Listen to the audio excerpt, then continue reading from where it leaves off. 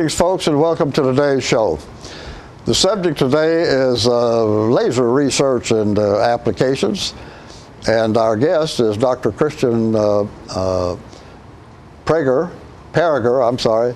I keep trying to call him Pereger from UTSI. He is professor of physics at UTSI and also very active in the laser research work going on there. So, Dr. Pereger, thanks for joining us. We appreciate it, and welcome to the show.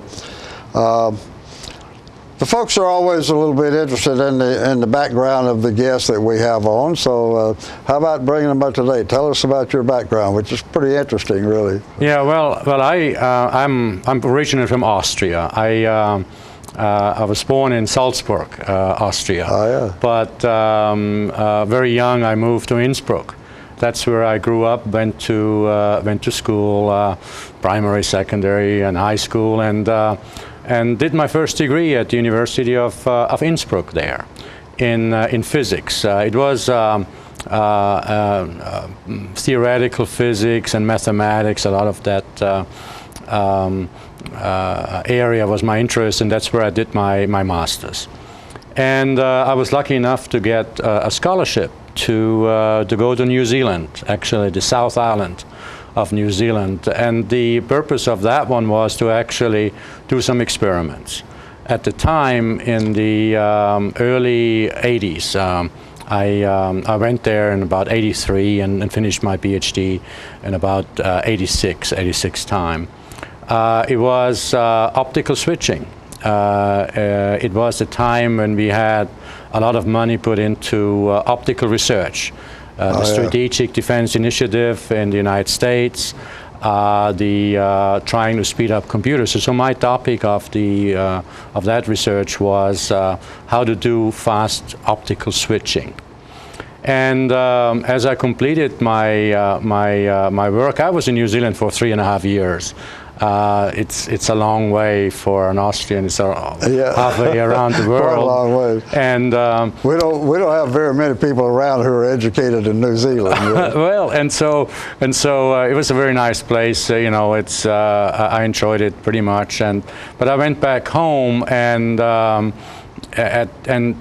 kind of went back a little bit to what I was doing when I was a student at Innsbruck.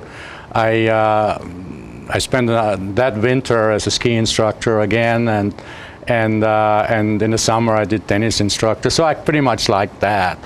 But then there was this call from Tullahoma, whether I want to come here and do some research on laser-induced combustion. What we wanted to do is we wanted to use a laser to maybe ignite some things. And my research in that area back in, I think it was 87, was, although I was doing optical switching, it was pretty much related to that. And so that's how I got here. And and that was about, well, 87, it's almost 27 years ago, right? And I have stayed.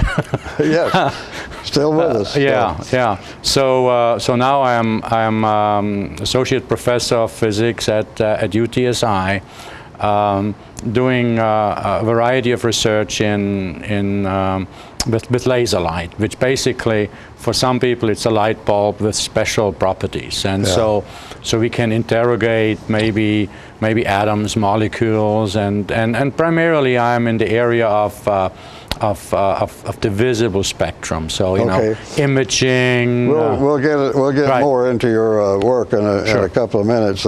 Family? Yeah. I mean, my wife is from Kentucky.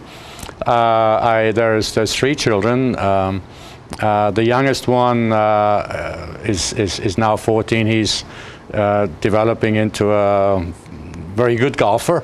My middle one, she is Anna. She's 19. She is studying at the University of Tennessee in Chattanooga. And the oldest one is 24. She finished an MBA, and she is trying to find a more or less permanent job now. She spent a little time around the world. She went to Spain for a year or so, and she's now back. Yeah, I mean, the family is international as well. My brothers are in Innsbruck, near Innsbruck. My in-laws are in Kentucky. I am the outlaw. Yeah. So okay. So yeah, it's fairly great to be in this area with a family. Yeah. So we went from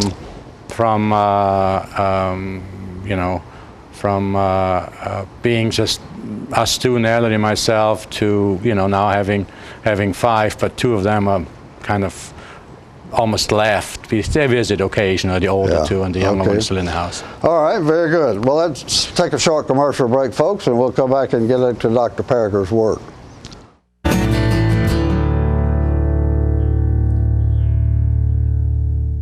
The highest standard of trust offers a sense of safety and comfort. It's established over time. You know when you see it. You know when you feel it. There's a standard of trust in healthcare. It's the Joint Commission Gold Seal of Approval. In 2003, Life Care Center of Tullahoma voluntarily achieved this accreditation and maintains it still today. Life Care, meeting a higher standard because residents matter most. Let the Smokehouse be your mountain getaway destination in beautiful Monteagle, Tennessee. Enjoy our cabins, restaurant, and old general store. Shop thesmokehouse.com, featuring homemade barbecue sauces, jellies, and many other fine Tennessee products. Our live Music on the Mountain series features some of the best local and Nashville talent every Friday and Saturday night, 6:30 p.m. No cover, kids welcome.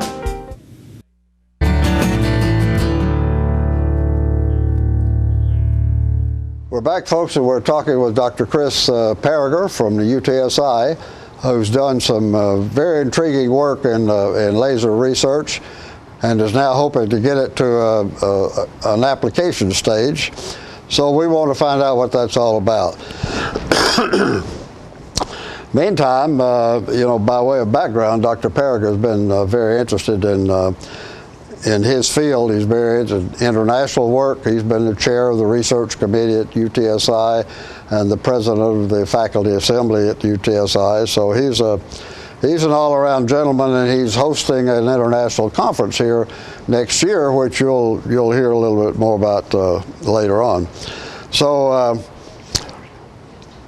as I say, Dr. Pereger's work is under the big umbrella of diagnostic applications in atomic molecular physics, AMO for short. So we're going to find out what that means in terms that we'll be able to understand a little better. So, and some of your work, I understand, may be quite groundbreaking. So tell the folks what you're up to. All right, let me try to explain what my area is.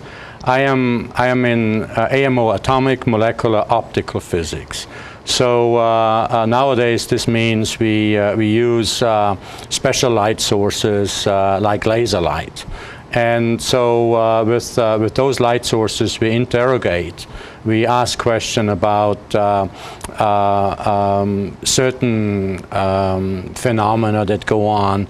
It may be that we use our lasers to measure speeds of things. It may be that we want to measure absorption characteristics. It may be that we want to measure temperature of certain areas as a diagnostics tool.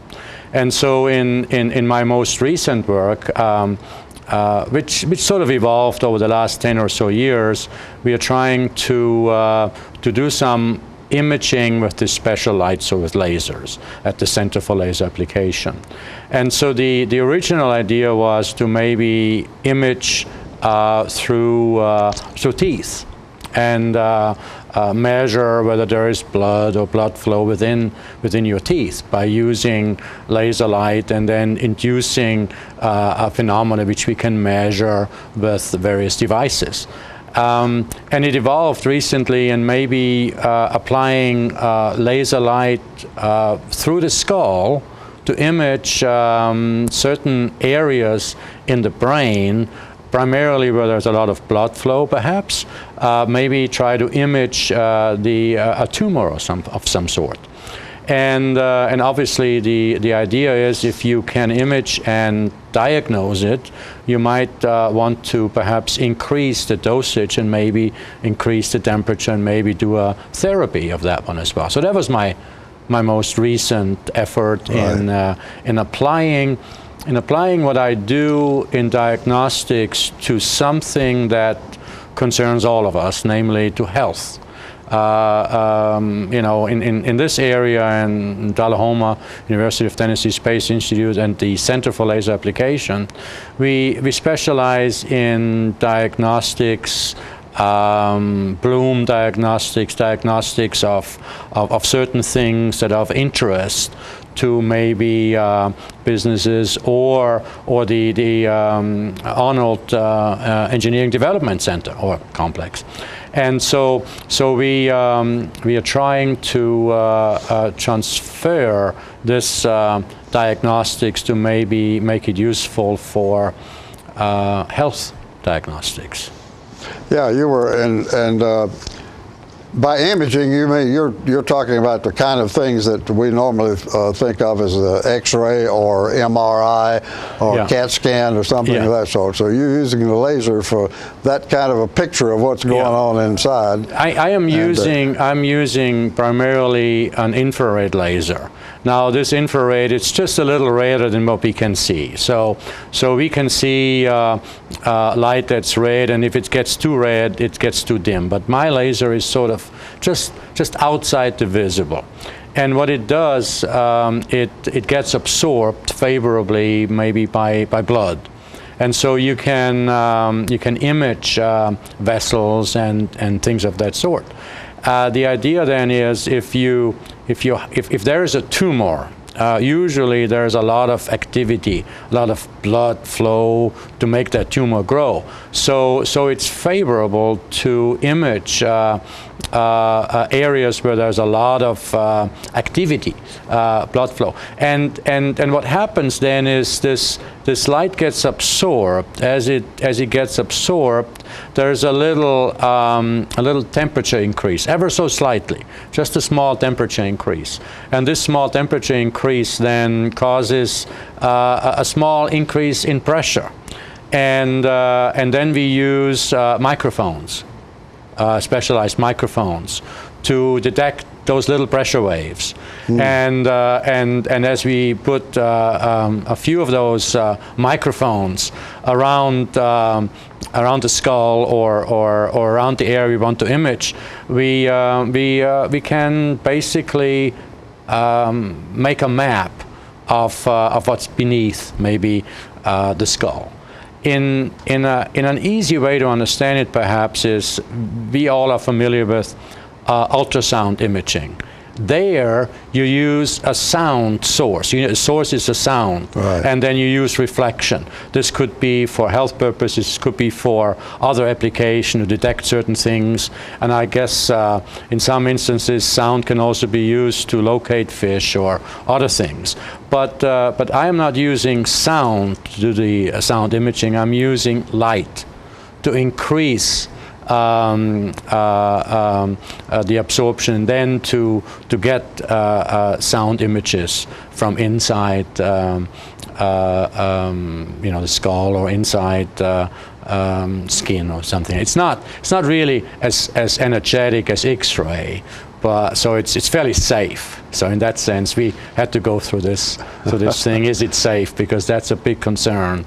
And so the light pulses are low enough. The energy is low enough to not cause any damage from a single laser pulse. We had to measure that. But now when you're doing therapy, you increase the dosage, you increase the number of pulses, and you can increase the temperature just by a few degrees. And that then can be used as a therapy. So. Okay. Well, all right, and I think part of the thing you've been trying to do is increase the speed of the lasers, and so I think it's worth spending a little time with that. But first, let's take a short commercial break, folks, and we'll come back and go some more. Yeah.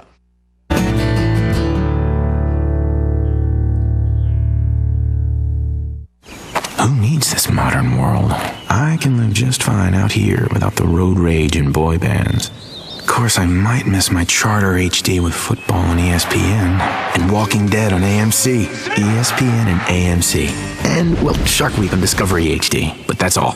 AMC, ESPN, Discovery, TBS, and Comedy Central HD, but that's it. Except for HBO HD. Charter now has over 100 HD channels and more brilliant HD shows on demand than ever.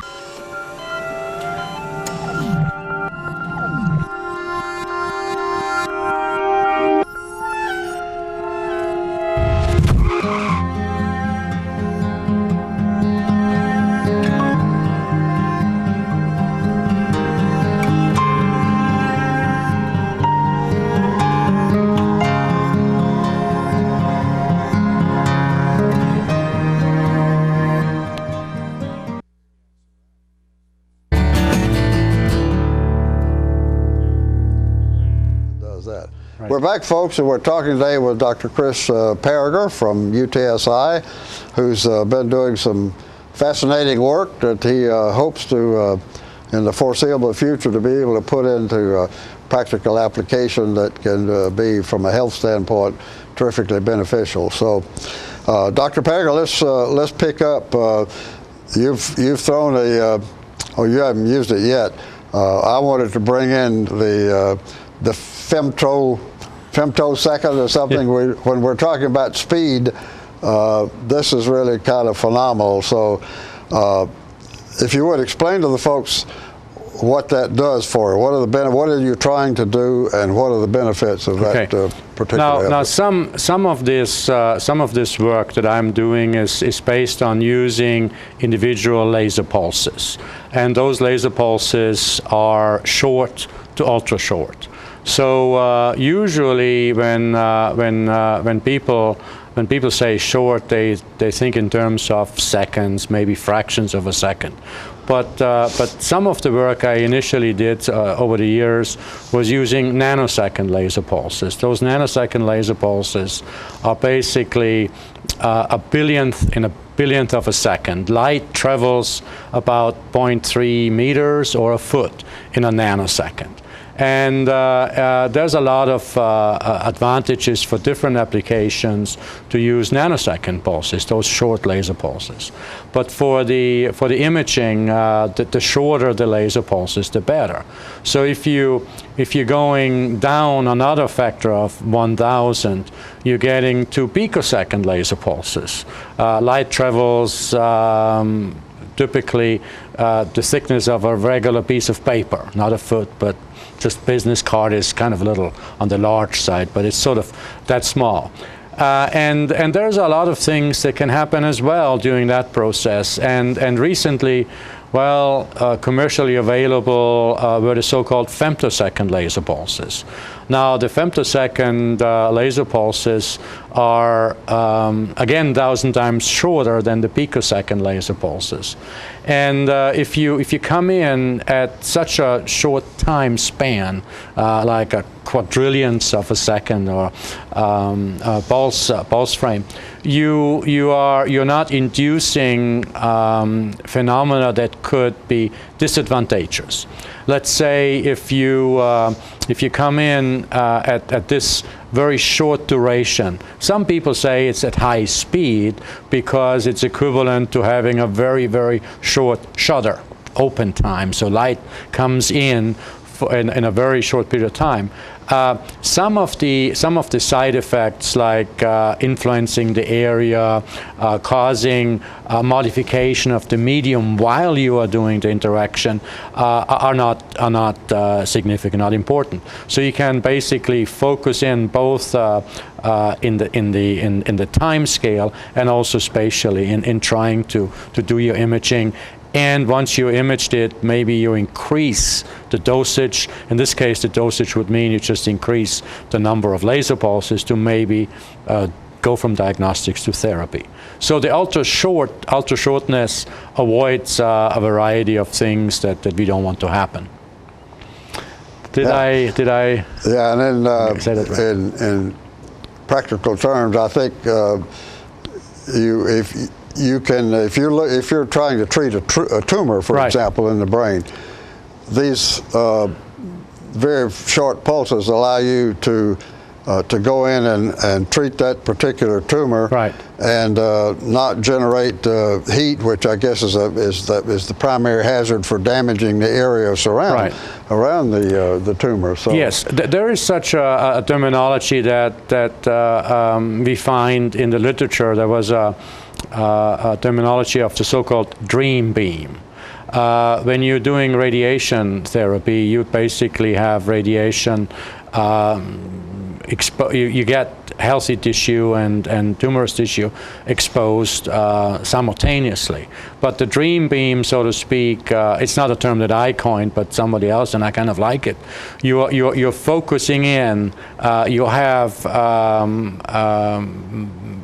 you're well below threshold on the way as you focus in, but as you are focusing, as you're in this area of your optical focus, you basically can deliver your diagnostics perhaps, or your therapy pulse right there. In some ways there is challenges, imaging through tissue that scatters and all that. So typically, when you do the imaging, you may just get within a few millimeters, just underneath the skull of the brain. But light gets absorbed, and you can have an attenuation that is rather large, and you still get it absorbed, and still can do some focusing to maybe diagnose, and then, as I said before, therapy. Yeah. Yes. For example, if you were to use too long a laser pulse, you get absorption. The time scale is such that the temperature changes during the interaction with your laser pulse. So you go shorter and shorter and shorter, and the good time scale is sort of in the femtosecond area. Let's talk for a minute. We're going to run out of time. I want to make sure we cover this. That your research has progressed to the point that you now want to. You need some help, and you're trying to get it out of the laboratory and develop to the point that it can be of practical use in the health. Definitely, and I appreciate that. I mean, definitely. You have those various phases. You have the research phase, the idea, the things that you say or we say might work, and the idea, and it works and all that. But then you need some support to transfer your technology to maybe get some funding, and still there is some research because necessary, because it's one thing to have the physical principle, the idea, the physics behind it, but then to actually make a device and all that. So yes, we are trying to attract some funding. We have ongoing applications to the National Institutes of Health, and we hope to get some local interest as well. And UTSI is a very good place to do some research. You have a great environment out there. We have a lot of good students. Some of them are from the local area as well, or from Tennessee. And yes, we need funding for that. Okay. Well, when you say you'd like some more, perhaps local interest, yes. What kind of thing? What would be a local interest? Well, there could be somebody could be interested. Well, I am interested to bring this to market. In other words, we could make a device. We can have some sponsorship for trying to partner up with somebody here to maybe, as there's a certain terminology to go phase 1, phase 2, various phases to bring it to market. That's one. Another one is to maybe just get funding for for 1 or 2 students that typically work out there for their degree on a period of 3 to 5 years. So it could be short or long-term funding. It's good stuff that's going out on there, but at the same time, we'd like to see involvement of the community to maybe help out with some of the support. At the same time, I mustn't forget there's good things that will be coming out of UTSI in the next few months for sure. We have maybe a 50-year celebration, so we've been around for quite some time at UTSI, and all that. But definitely, we always can use some funding. All right.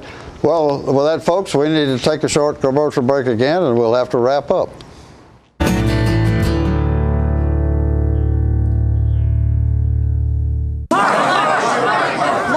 You've won just about everything there is to win in racing. What's next? I'd like more people to know about ER Extra. The emergency room at Harton Regional Medical Center? I just want them to get the best care they can get. That just gets me right here, Mark. Maybe you'd like to pay them a visit. ER Extra at Harton Regional Medical Center. ER Extra. Extra fast, extra easy, extra great. Get your news first, fast, and free with your news leader on 6 every Tuesday, Thursday, and Saturday nights at 6, 8, and 10 p.m.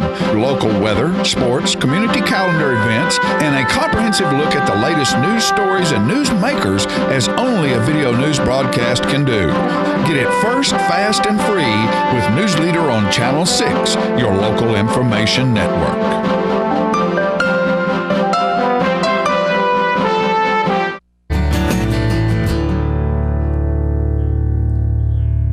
We've been talking today, folks, with Dr. Chris Pereger from UTSI, and the work that he's doing in laser research and now more applications, hopefully. So, meanwhile, Dr. Pereger, you've got a couple of things going on next year that are of particular interest. Yes, I mean, we have our 50-year celebration of UTSI. UTSI started in 1964, and so in 2014 we will definitely have a celebration out there with some activities going on. Your golden anniversary. The golden anniversary, yeah. I mean, it's when you have those anniversaries, it just shows me. Well, I've been around for a little while myself, because I joined UTSI about 26 or 27 years ago. But we also have a conference, an international conference. It's going to be about 1 week. It's going to be the week before Bonnaroo in Manchester. So it's going to be June 1 to June 6. We're going to have 20 people that I will personally invite from Europe, from Australia, Asia, of course also from the United States, from all places. And we have got a lot of other activities going out there. Okay. So we will do that, yes. All right. Well, with that, folks, thanks very much for joining us today, and we appreciate your time. And thank you, folks, for inviting us into your parlor, and we'll see you next time.